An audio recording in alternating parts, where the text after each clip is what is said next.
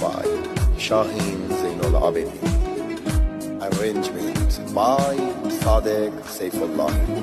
Ketmiş hatireler hatirine, olsa gayet gel o kara tellerine.